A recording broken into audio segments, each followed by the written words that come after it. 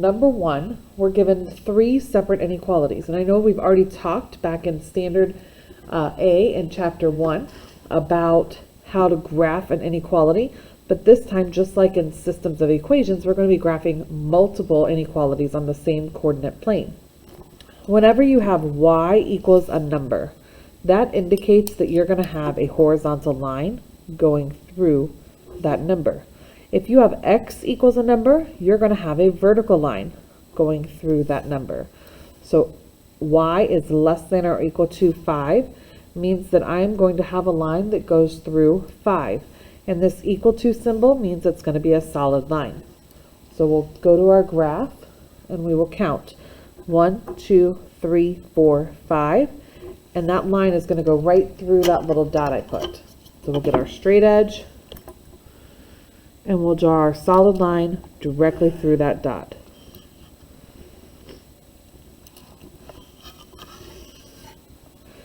And then we're just going to very lightly shade. And it said less than, so that's why I shaded below the line. Our second equation was just x equals a number, which means it's a vertical line. So I'm going to go over to x equals 4.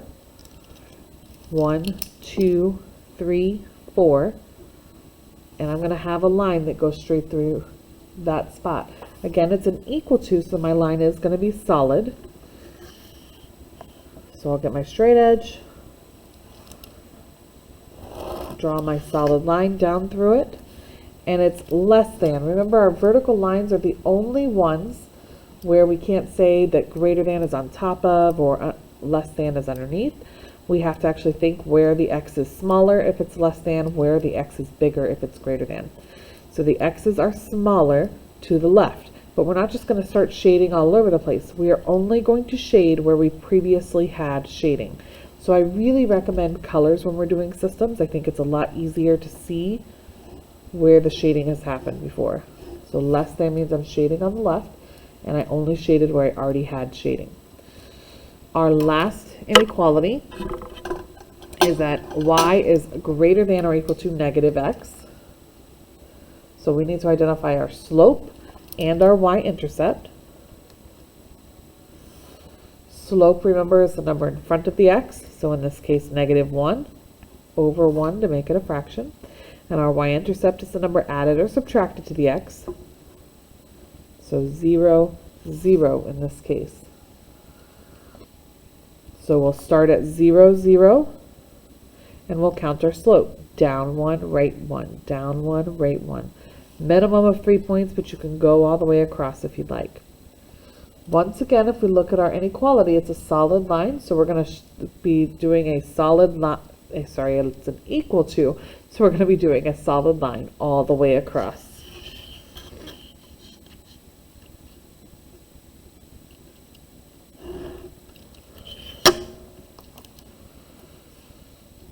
And it says that y is greater than, so we are going to be shading on top of the line. Same rule should apply.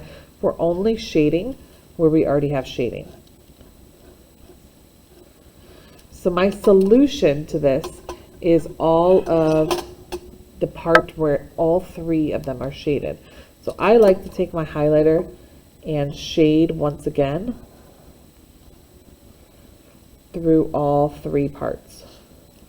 So just this shaded part is my solution, the highlighted part, if you will. So that means, what does it mean to be a solution? It means that any point that I select in here would work and satisfy all three of those inequalities. Now, we also need to look at identifying these vertices. That's what happens at the corner of our what we call feasible region. So we're going to identify those vertices, and we're going to find out exactly what they are. Now, these actually cross at nice locations, but we may find some later on that do not cross at nice locations, and we'll have to use our graphing calculator to actually calculate what they are. This point right here is one of our vertices. There's another one, and here's our last one. So So we're going to label these points. This one is at positive 4, 5. And this one happens at 4 and negative 1, 2, 3, 4. And our final vertex over here, just making sure I've counted my slopes right, negative 1, 2, 3, 4, 5, and 1, 2, 3, 4, 5. So negative 5, 5. Now, our vertices can only be considered solutions if they are part of two solid lines. So if this was a dashed line, then neither one of these vertices would be able to be included as a solution. Just the one with the two solid lines.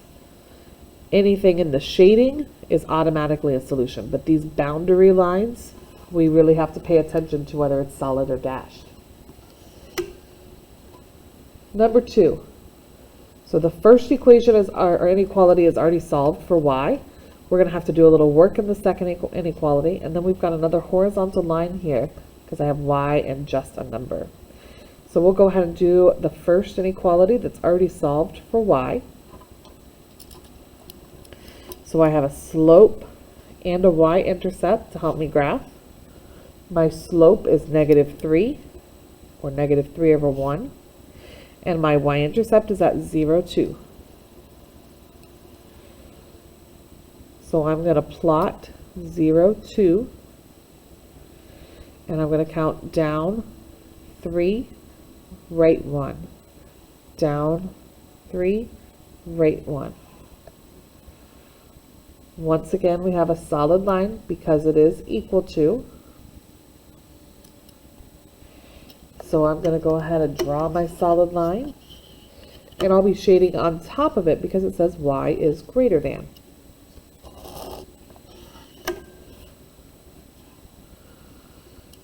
So shading on top of my line.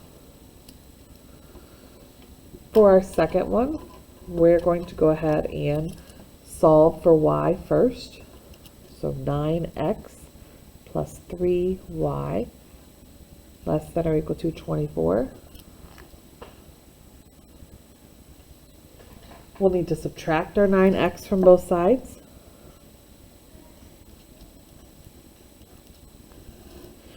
Leaving 3y is less than or equal to negative 9x plus 24. Then we'll divide by 3 all the way across.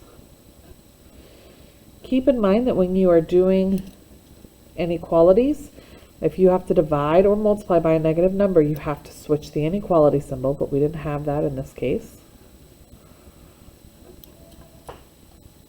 So I'll use my slope of negative 3 and my y-intercept at 0, 8.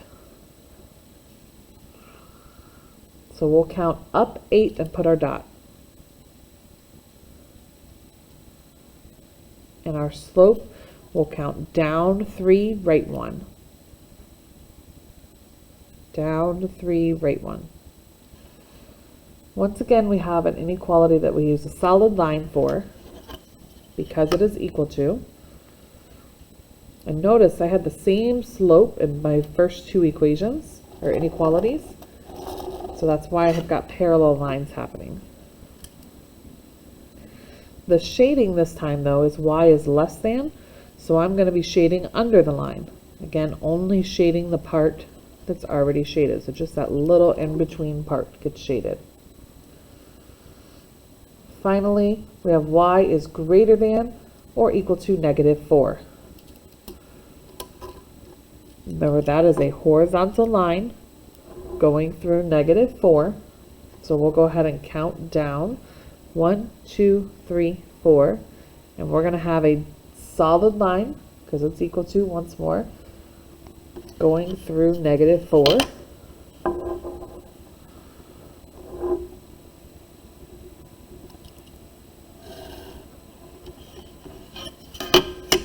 And we will be shading on top because it is greater than. So we'll shade only where there's already shading.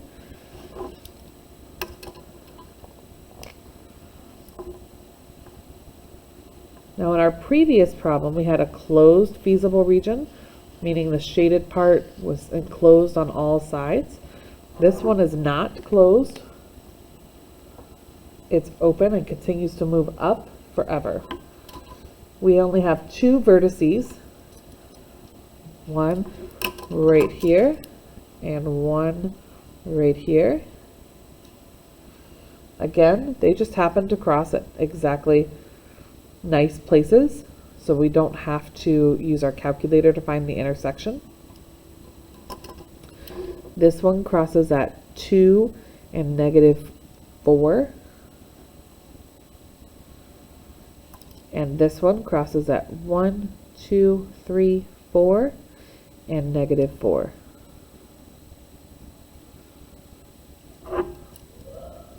Again, because they are solid lines, both vertices would be considered a solution, and any number or any ordered pair in this highlighted region would also be a solution.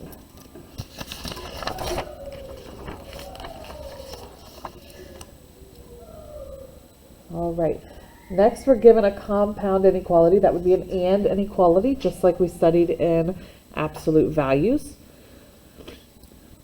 So you have y values happening anywhere between -2 and 6. So that means that we're going to have two horizontal lines. We'll have one happening at -2 and one happening at 6, and we'll be shading in between them.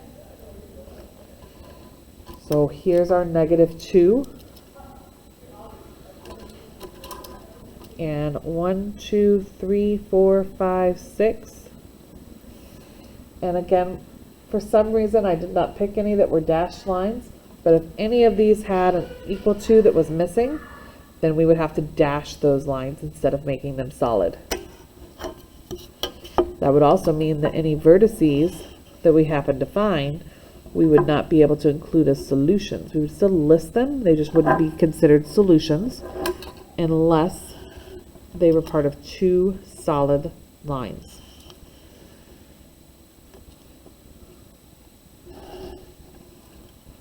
So there's y is -2 and y is 6, and the y happens in between, so we'll be shading in between. It's kind of like having two separate inequalities. Y is greater than -2 and y is less than or equal to your 6. That's what that compound inequality really equals. We got to do a little work in the second one. So we're going to divide by 3 all the way across to be able to get that y alone. So we'll divide by 3, divide by 3, divide by 3.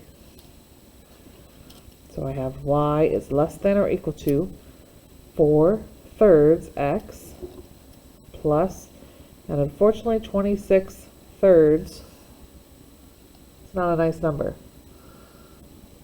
So you can choose to use 26/3 as an estimation, but I find that when this happens, it's much easier for me to just go ahead and find some nice points from my graph, from my table. So I'll have 4/3 x plus 26/3. Put my parentheses around. Now remember, this is just showing me the boundary line. It doesn't tell me whether it's dashed or solid. It doesn't tell me where to shade. You should be able to look at a graph and tell exactly what inequality was able to produce that graph. So here's what my line's going to look like, but to get some points, you're going to go to your table. And see, now we are able to pick nice points, even if they're not a y-intercept. So we can pick at -2, 1, 2, 3, 4, 5, 6. Hey, that's one of my vertices probably.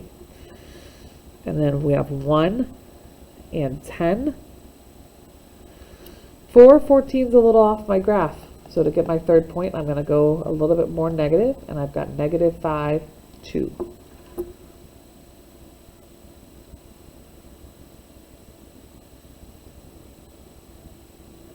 Again, solid line because it's equal to.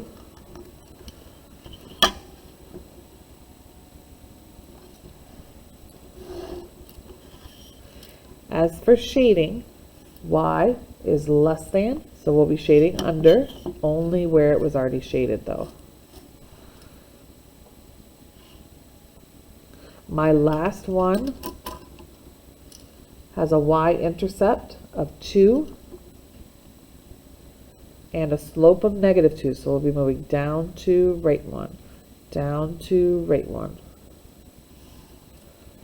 And then we'll connect our dots with a solid line because it was equal to. And y is less than, which means we'll be shading under.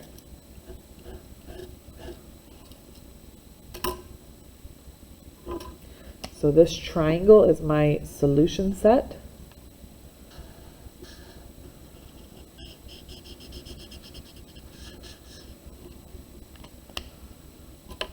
And we'll find all of our vertices.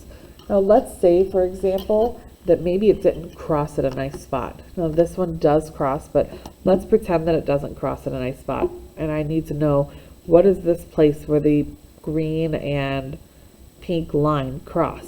We already know how to find that when we found our graphing with systems. We can use the intersect tool. So I've already got the pink equation put into my calculator. I'm just going to go ahead and put -2x plus 2 into my calculator and graph it. And if I want to find that intersection, I'm going to press second, calc, option 5. And I'm going to get an intersection at -2, 6. Now, like I said, this one does cross at a nice place. It's exactly a place that you've plotted with your slope, so we know what it will be. However, if you happen to have one where it doesn't cross in a nice place and it's a decimal, you need to use the intersection tool. Down here, we have one at 2, -2. And our last vertex is right here. And that's at -1, 2, 3, 4, 5, 6, 7, 8, -2.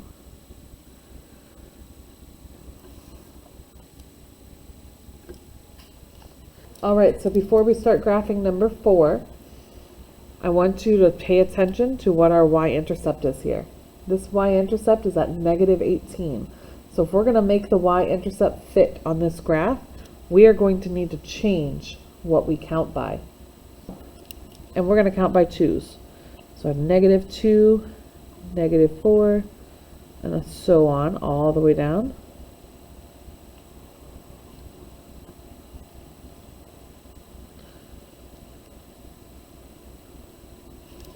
And that I always recommend that if you change the y-axis, you probably should change the x-axis as well to be the same, especially if you are counting your slope.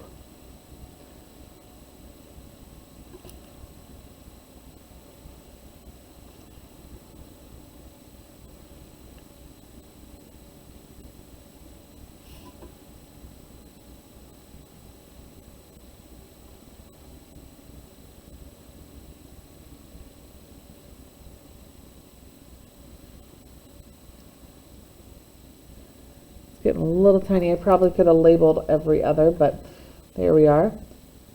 That just ensures that I've got all of my y-intercepts visible on my screen.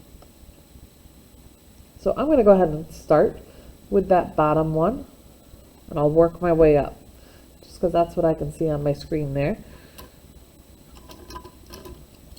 So we need a slope and a y-intercept. We already established that our y-intercept is 0 and -18. So my slope is -2. Didn't need to include that. So 0 and -18 all the way down here. There's my dot. And we'll count down 2 over 1. Or you could count the opposite direction, and since our x and y axis are exactly the same, we can actually count lines instead of just counting over 1 like that. And I'll show you. We did down 2 over 1 by actually counting individual numbers. I'm going to go the opposite, up and left. but I'm going to count lines, and you'll see it still lines up. 1, 2 over 1. There we go. So up to left 1, by even counting by lines, is still going to line up. So it's up to you whether you want to split the difference between the two or just count full lines. And that works as long as your scale is the same on the X and Y axis. Y is greater than, so we'll shade on top of the line. We'll work our way up here, so the next one, we have Y is greater than 2x minus 8. My slope is 2. My y-intercept is 0, negative 8.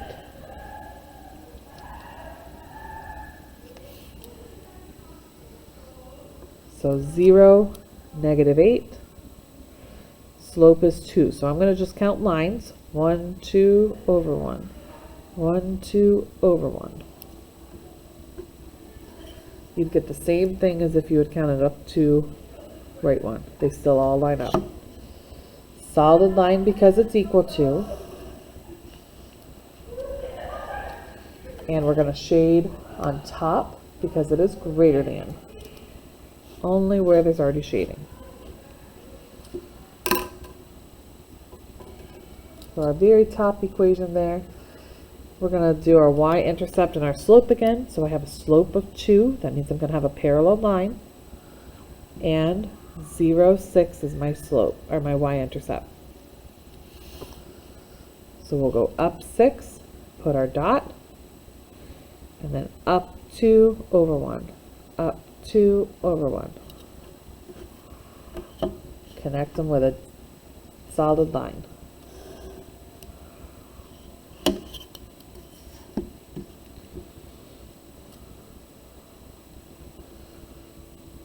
We have less than, so we'll be shading under our line, just in between here.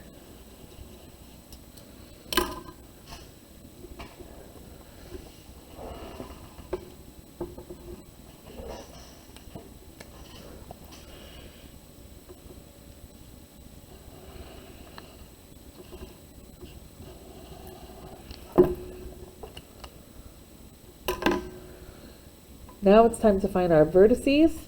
I'm going to go ahead and use my calculator just because I counted by a different scale and it doesn't cross at exactly a spot here, so I'm not really confident in what this vertex is. Now we only need to find the place where it crosses the blue and the green and the pink and the green, because the pink and the blue do not cross. That is not a vertex that needs to be found. So I'm going to find the blue and the green and the pink and the green. So we'll type the green one in, negative 2x minus 18, and there's the pink one, 2x minus 8. We'll graph it. When I graph this, I can see that I can't see where they cross.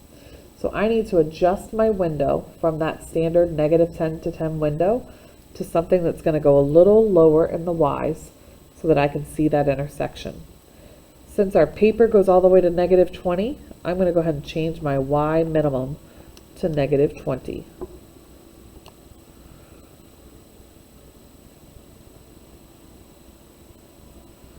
Now we can see where they cross. So I'll go to second, calculate, option 5, and I'll hit enter until it intersects. So we have a decimal point. Negative 2.5 and negative 13. And that was the pink and the green, so that's this one right here. Negative 2.5 and negative 13. Now we'll do the pink, the blue and the green. So I'll leave the green one in there and I'll change the blue to be plus 6. Graph. Now it's still got that negative 20 window, so you can leave it like that, or if you prefer, you can hit zoom 6 and it'll get you back to your standard window again. And we can still see the intersection on this standard window. So the second, calculate option 5. And I don't even see my cursor, so I'm going to just make sure that my cursor moves onto my screen so that it's close to my intersection. Takes a little working, but if we look down here, it's telling you where it's at. So when it's at 0, that would be all the way down at -18. So it took a little bit of pushing to the left to get it to show up. It's pretty close to the intersection. So we'll press enter until we see intersection, and it happens at -6, -6.